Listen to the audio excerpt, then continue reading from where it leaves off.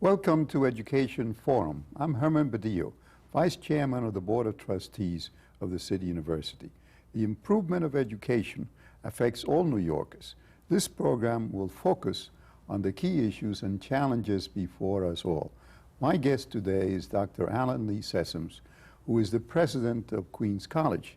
And he has an extraordinary and unusual background for a college president. First of all, he is a physicist. He received a PhD in physics from Yale University. He has taught at Harvard, and he has been the executive vice president of the University of Massachusetts. But in addition to that, he has been involved with the State Department in appointments that have to do with nuclear technology, and he was the deputy chief of mission at the U.S. Embassy in Mexico, where he learned to speak Spanish. What were you doing in Mexico as a physicist?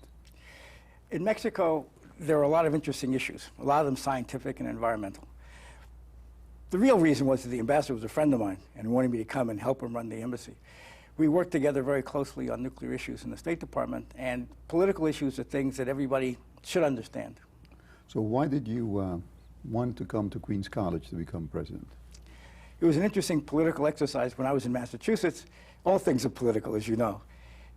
When Michael Hooker left as president of the University of Massachusetts, there were discussions about who would succeed him, and it was concluded that the best in the political environment was a politician, and since I wasn't a politician and the opportunity at Queens College became available, I took it.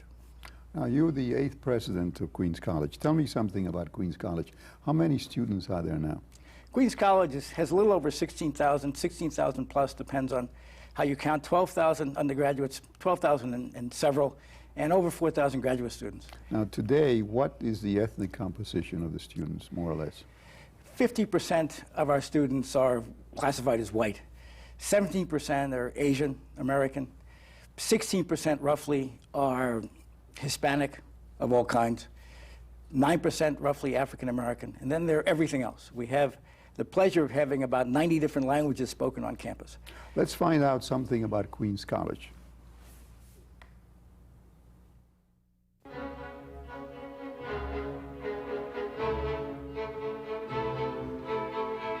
For over 60 years now, this college has served the most diverse community in the nation. Although our students come from over 120 countries, they have one overriding thing in common. They demand excellence of themselves and of their college. I'm President Lee Sessoms. This is Queens College. NBC calls Queens College the college of the future. The London Times praised our faculty as being world-class, and the Princeton Review lists us in the top 5% of all U.S. colleges. But a college isn't great because people say good things about it. What makes a college great is what its students achieve once they graduate.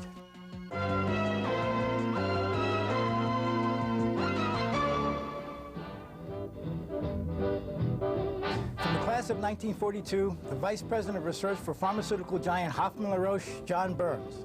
I majored in chemistry, which has done much to shape the rest of my professional career. Back in 1987, I received an honorary Doctor of Science at Queens College.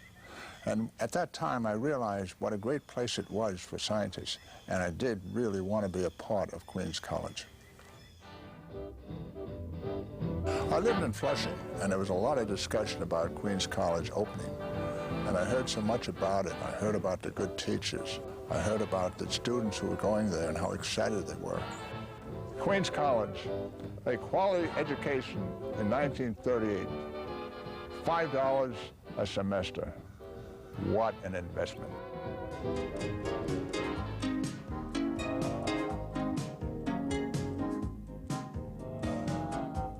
The extraordinary success of Toys R Us is due in part to its chairman, Michael Goldstein, class of '63. Today, with budget crunches in the city and the state, and in fact all over the United States, it's so important to have a school like Queens available. Even though it's in the middle of the city of New York, there's a beautiful campus. So students can get a quality education in a setting that's really an attractive setting. I think that's a big plus for those people who grow up in the city of New York. I got an education at a very low cost, and I turned out to be a success in the business world. So I want to pay back on that investment. And that's why I give money to Queens, I spend time with Queens, and I really look forward to helping others succeed at Queens, and hopefully they'll also pay back when they become successful. Another thing was that probably the most important thing that Queens gave to me was I met my wife at Queens College. And she was a Queens graduate, graduated 1 year after me. We've been married 33 years, so I thank Queens not only for an education, but for meeting my wife.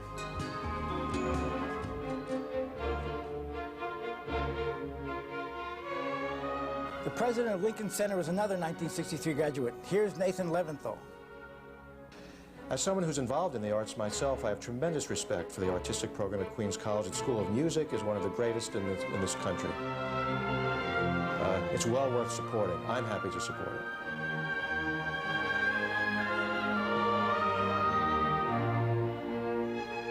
A great gathering place when I was in college was the cafeteria. I would often play the guitar there, entertaining my classmates, as would Paul Simon, although rarely with me. Although I have to think if I had a tenor voice instead of a bass voice, it might have been Simon and Leventhal. When I think back, The class of '65 produced a novelist and screenwriter whose works have been translated into 14 languages, Susan Isaacs. Why am I involved in Queens today? Because I wouldn't be here. I wouldn't be a novelist. I wouldn't be sitting here on a gorgeous day with the birds tweeting, having finished my 7th book. I got an enormous amount from the school. The campus is really a spectacular place because it's on this high hill, but it still has a very comfortable, warm college feel. It attracts really extraordinary faculty because of its fine reputation, its student body, and it's right in the center of everything. Convenient to all airports. One of the highest-ranking women in corporate America, Joyce Roche is President and Chief Operating Officer at Carson Products and a good friend of the college. I would define a quality education as an education that prepares an individual to compete effectively in whatever discipline they may have chosen, as well as being one that rounds the individual, not making singular people, but well-balanced people. And that's what's offered at Queens College. We're offering quality education to New York students in a broad spectrum of students that make up the mosaic of what this city is all about. So I guess my commitment is not driven by the fact that I graduated from here, but because I know that what we're doing is important in the university system. We've often talked about Queens College, and I think there's a T-shirt that says Harvard, Columbia, Yale, and Queens. What's so funny? The only thing that's funny about it is that we've put ourselves last in the list. That's my image of Queens College. He co-created a TV show that ruled the airwaves for 9 years. From the class of '76, writer, actor, and producer Jerry Seinfeld. I was always very proud to be an alumnus of Queens College, and it's truly a wonderful feeling to know that you are also proud of me. Dr. Greenberg, who allowed me to pursue an independent study here in stand-up comedy, and I really feel that worked out pretty good. My only regret is at the time, if I could have foreseen that I would be standing here today, when my parents were pushing me to become a doctor, I could have at least said to them, all right, just let me tell jokes to strangers in nightclubs for 18 years, and I'm sure after that they'll make me a doctor.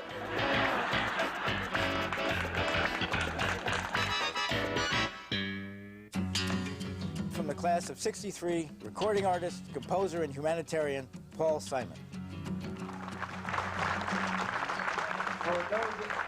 For those of you who are contemplating dedicating your lives to something other than the acquisition of money, be very careful. You've made the right decision.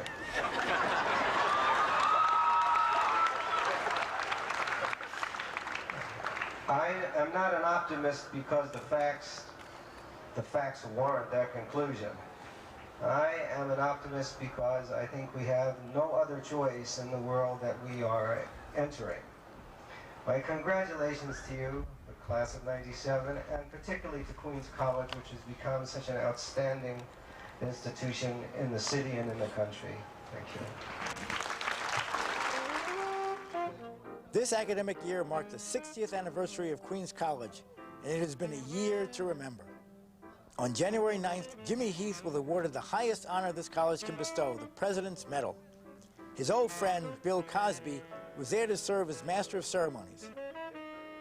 Last year, two of Jimmy's students won first and second place awards at the prestigious Thelonious Monk competition.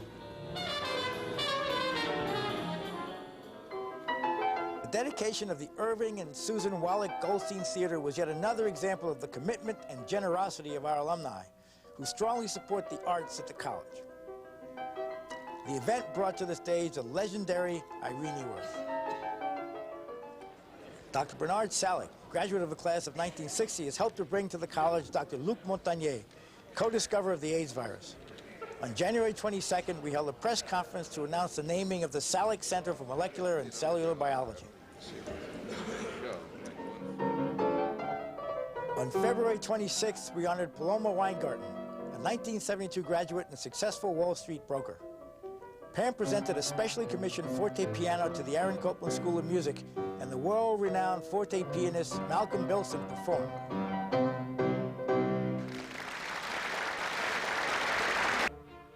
Our 60th anniversary celebration continued with commencement. I hereby confer upon you degrees, certificates, and diplomas for which you are qualified, with all the rights, privileges, and immunity and honors thereto appertaining. Congratulations, class of 1998. It feels liberating! This is Queens College.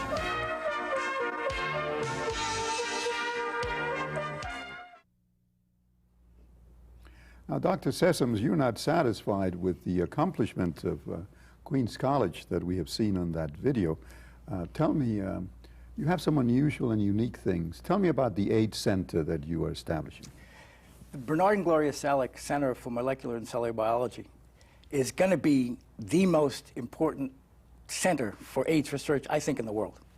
We have recruited Luc Montagnier, who discovered the AIDS virus, from the Pasteur Institute. And we were able to do that because one of our alumni, Bernie Salick, and his wife, Gloria, gave a gift to Queens College of $4.5 million. So he was in France and he's going to come, or is he there already at Queens College? He has been on campus as a full-time faculty member for almost 2 years.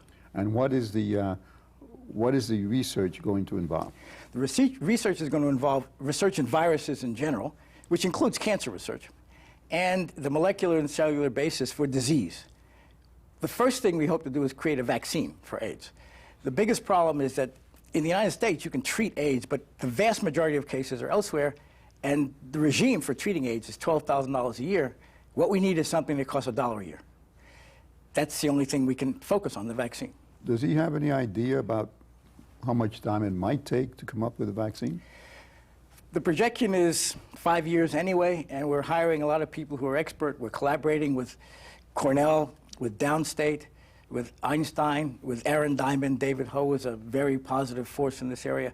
So we're hoping in New York to bring together the major intellectual energy so we can solve this problem. It's a New York problem. It's an urban problem. Now, will this be only a research center, or will there be students who will be taking courses there as well? The idea is to have undergraduate participation in every aspect of research. We're going to have a place where we can bring in school kids, elementary and secondary kids, to learn about science. There's a lecture hall in the center itself. And we have some public lecture series, including Professor Montagnier giving talks to kids. So it's going to be a major outreach center, not just for the community, but for our undergraduate and graduate students as well. Now, you just recently accomplished something that was also extraordinary. George Mitchell, who was the majority leader of the state Senate and who was the architect of trying to bring about peace in Northern Ireland, is going to be a professor at Queens College. How did you manage to accomplish that one? Well, that was a nice one, but George is already a professor at Queens College and a senior fellow at the Harrington Center. It happened over breakfast about 1.5 years ago. We sat and talked about opportunities at Queens College. And then he and I struck up a friendship, and we've been on the phone off and on for 1.5 years. I called him once on his cellular phone, and he returned his phone call from Stormont Castle, while he was in the middle of negotiations. So I think that that's a friendship that's built up over time. He also sees tremendous opportunity in the urban environment, especially in New York. And so I think Queens College is one of the perfect settings in New York for this. And the best thing about it is that it's in Queens. And what is he going to be teaching at Queens? Well, what is he teaching now? He's the Distinguished Professor of International Relations and Senior Fellow at the Harrington Center. And what he's doing, to the extent that he has time, because he's involved in lots of things, including dealing with this problem in Washington, in April of this year, he has organized a major forum on the Northern Ireland peace process, where many of the principals who participated in the process itself are going to be coming to campus, along with people from the British and Irish governments, to talk about how we got where we are in Northern Ireland and the prospects for peace. We hope to involve a broad section of the community, nationally and internationally, in this discussion, to begin developing ideas for peace studies in a serious way on campus at Queens College. We want to involve everybody from the City University as well. This is not just a Queens College thing. So we're reaching out to various constituencies through the Irish Studies Center. One of our faculty chairs that, but it's a CUNY-wide enterprise. Maybe you can get Senator Mitchell to get involved in trying to bring about peace in some of the other areas of the world that need it. He's involved in lots of things. I think he's trying to avoid a lot of them now.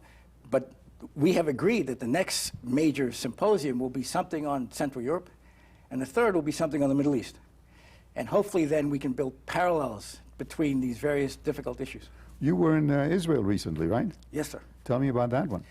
This was an effort to bring together major university presidents from all over the United States. So I went with a group of people, most of them friends of mine, from universities and colleges from Alaska to Massachusetts.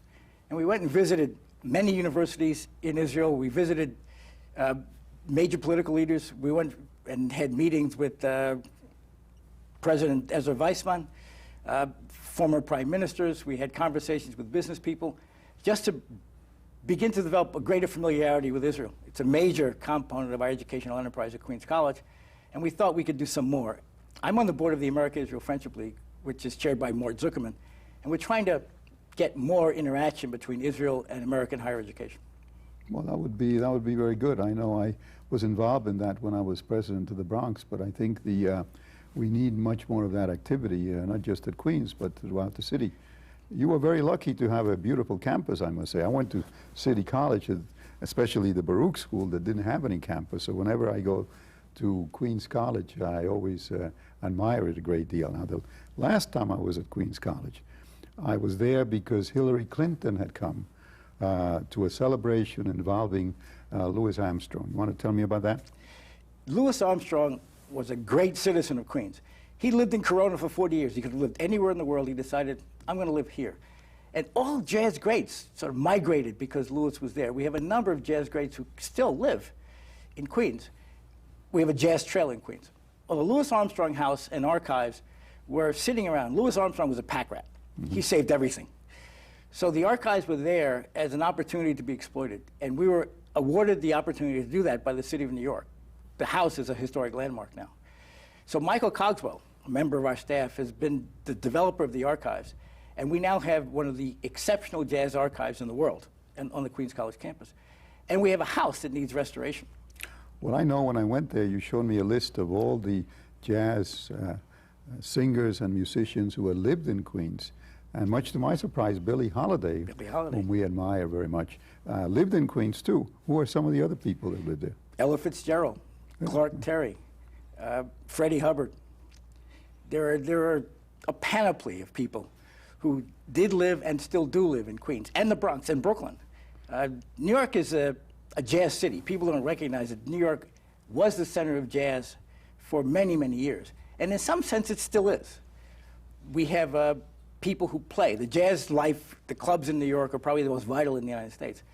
But we need to preserve it and build on that major part of American culture. Now, you know, the big problem at the City University today is the issue of remediation. And you know that I was the one who introduced a resolution to cut down remediation at the senior colleges, beginning with Queens College, Baruch, Hunter, and Brooklyn College in January of next year. Do you think that can be accomplished at Queens? I welcome it at Queens. We were eliminating remediation anyway, and we are down now to 1 semester. We feel that with an intensive summer program, given that we've raised admission standards, it meshes nicely with our view of Queens College. Our view is that Queens College should be one of the flagship institutions, not only in the city university, but nationally. You do that with having high standards. We have students who can achieve things without remediation, and those are the students we wish to bring in. We have programs that will attract them. Those students that need some remediation have opportunities elsewhere within the city university system. They should be exploited. We should have stronger ties with Queensborough Community College, for example, our major feeder school, who do very well at remedial efforts in language and mathematics. We don't do as well. We excel at the high end, and that's what we really want to do. And we want to marry, in some sense, Queensborough to make sure that we afford tremendous, broad, and varied opportunities for all students who wish to come to Queens College. Okay, now suppose that I'm a high school student who lives in Queens, and I'm thinking of going to college beginning in September. What could I study at Queens College? We have 54 different areas of study. It's a very broadly based liberal arts curriculum. There's almost nothing you can't study at Queens College at the moment. The only thing we don't do is engineering, but we have a very strong physics program. We have pre-engineering with collaborations with Columbia University. We are developing a very strong Bachelor's of Engineering Technology with Queensborough Community College. So at the moment, you can study anything you like. We have some exceptional areas. Our music program is one of the finest in the world. We have very strong biology, obviously. We're building very strong international relations, anthropology, sociology, English, history, the classics. It's a wonderful place to study. You have been talking recently about setting up what you call the University of Queens. What does that involve? That involves being able to be frank, compete in the market environment in which we're embedded. We have wonderful institutions around us. St. John's University, which is, you might have read, acquiring a high school, the Christian Brothers High School. It already has a community college. It offers degrees ranging from the associate degree and certificates to the doctoral degrees. That's an environment in which we're embedded. We have Columbia University offering master's and probably doctoral degrees at CW Post. We have CW Post now offering doctoral degrees.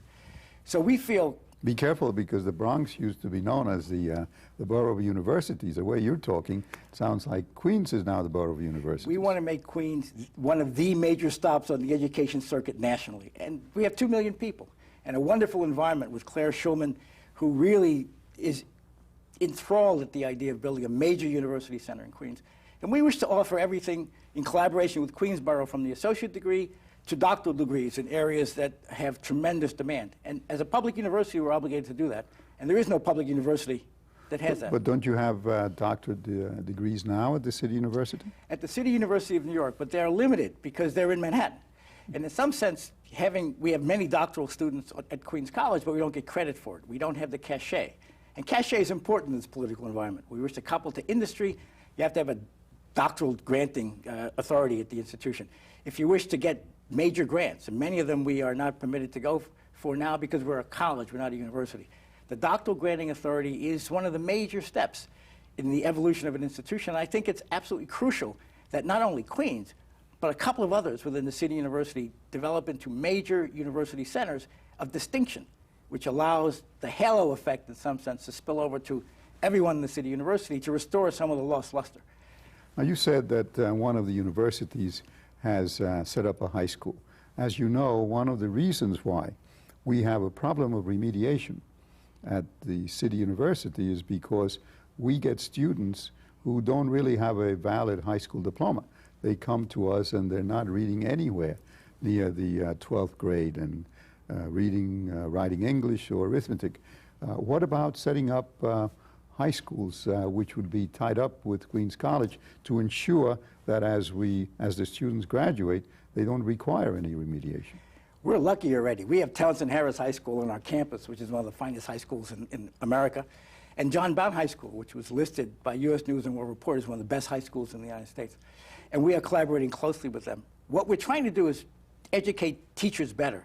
So we're establishing a math, science, and technology elementary school on campus, which will, with a doctoral program in education, which will allow us to attract the best teachers from New York City, have a laboratory for them to work in, and take the best practices, for teaching normal kids, because all kids are scientists when they're young, the best parts of science, technology, history, literature, so they can remain enthusiastic, and have those teachers go back to their schools and improve the schools in general. Now, that's an elementary school that An you're going to elementary set up? school. Now, what about a junior high school or middle school? We have a middle school, the Louis Armstrong Middle School, that we collaborate with very closely. It's a magnet school in Queens. What we're trying to do is understand how to teach kids. I think the best thing a university can do is teach teachers better. Our teachers pass the teacher certification exams at a very, very high rate. There's no problem with that. But I'm afraid that we don't prepare them properly for going into classrooms where you have, at the elementary school level, 30 different languages spoken. At the high school level, you have some dysfunction. You have a very broad spread because of social promotion, for example, and the ability of the students. What is your view about social promotion? Do you think it should be eliminated? When I was growing up, I grew up in the South Bronx. There wasn't any social promotion. In fact, I grew up when you were borough president. And it was hard on some of the kids, but the people learned. We were forced to learn. And I think that's a positive statement. There probably is some middle ground in this, because I know it's a major trauma for children to be held back. But if we find children deficient, we should immediately attack those deficiencies and not promote them automatically to anything. They've got to learn what they need to learn to make it in the next grade, or they're going to be diminished in their self-esteem in any case. So I think social promotion, as currently practiced, is bad. What is better, I'm not sure, but we need to attack the deficiencies that those students have. It's unfair to the students, it's unfair to the parents. That's the position exactly that I take, and I thank you for your support, and thank you for being here today. My pleasure. It's always a pleasure to be with you, Herman.